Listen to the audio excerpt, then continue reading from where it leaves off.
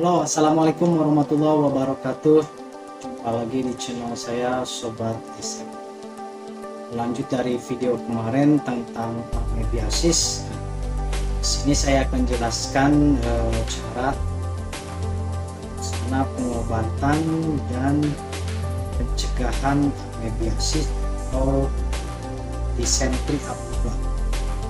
Oke, sebelum lanjut ke pembahasan, belum subscribe channel saya, subscribe dulu, nyalakan lonceng notifikasinya agar dapat channel saya. Oke, kita lanjut ke pembahasan bagaimana tata laksana pengobatan amebiasis dan pencegahannya seperti apa. Yuk kita bahas.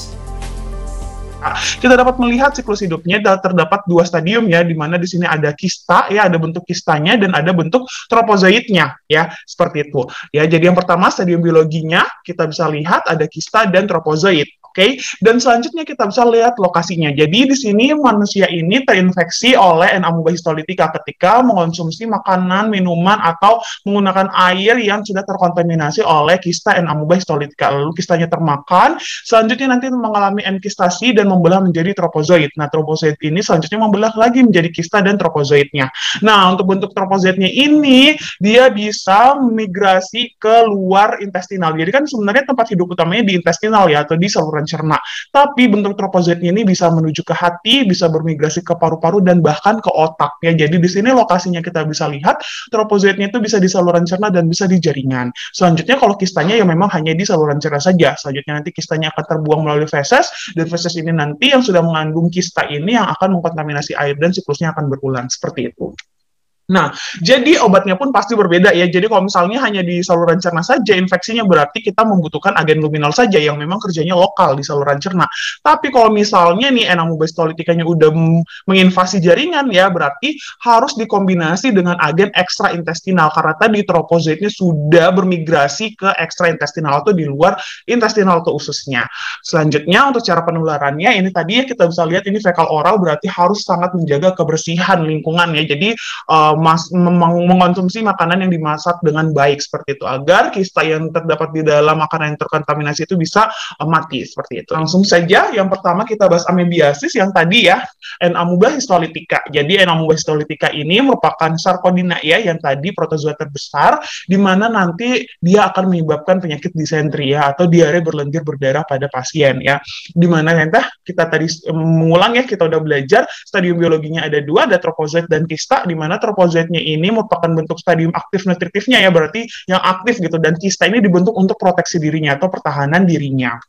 Selanjutnya infeksinya tadi ya bisa di intestinal lokal di saluran cerna ya, dan ini merupakan tempat hidup utamanya. Gejalanya ya udah gejala intestinal ya, gejala saluran cerna seperti nyeri perut, diare berlendir berdarah, dan bisa juga sih sebenarnya pasien-pasien ini asimptomatik atau tidak menunjukkan gejala. Selanjutnya untuk tropozoit ini bisa bermigrasi ke ekstraintestinal ya, menyebabkan abses pada paru, abses pada hati, dan abses pada otak seperti itu. Ya, untuk pengobatannya seperti apa nih? Ya, jadi yang pertama kita lihat kalau misalnya dia menginfeksinya lokal di intestinal, berarti kita nanti butuhnya agen luminal. Agen luminalnya ada di diloxanid furoat, iodopinol, dan paramomisin. Sedangkan kalau ekstraintestinal, berarti nih kita harus membutuhkan agen yang bisa mengobati di luar intestinalnya. Karena sebenarnya untuk obat-obatan luminal ini tidak diserap ya. Jadi memang mengobatinya khusus di saluran cerna. Nah, kalau misalnya udah menginfeksi ekstraintestinal nih, harus dikombinasi dengan obat-obat yang diserap ya, dengan penyerapan yang baik. Di sini untuk amebiasis digunakan kombinasi ya, agen luminal tetap harus diberikan karena tempat hidup utamanya tadi di intestinal ya, berarti tetap harus diberikan agen luminal, ditambahkan dikombinasi dengan metronidazole, ini lini pertamanya. Kalau misalnya tidak mempan gitu ya, bisa dikombinasikan kembali dengan kloroquine, tapi harus tetap memperhatikan resistensinya. Nah, sebenarnya nih untuk antibiotik tetrasiklin erythromycin ini sebenarnya juga bisa digunakan nih untuk infeksi yang intestinal ya, yang lokal di intestinalnya seperti itu ya. Jadi antibiotik ini bisa digunakan, tapi memang utamanya lebih menggunakan untuk yang tiga pilihan ini. Sekian dulu video dari saya tentang pengobatan dan pencegahan amebiasis. Semoga informasinya bermanfaat dan tetap jaga kesehatan. Assalamualaikum warahmatullahi wabarakatuh.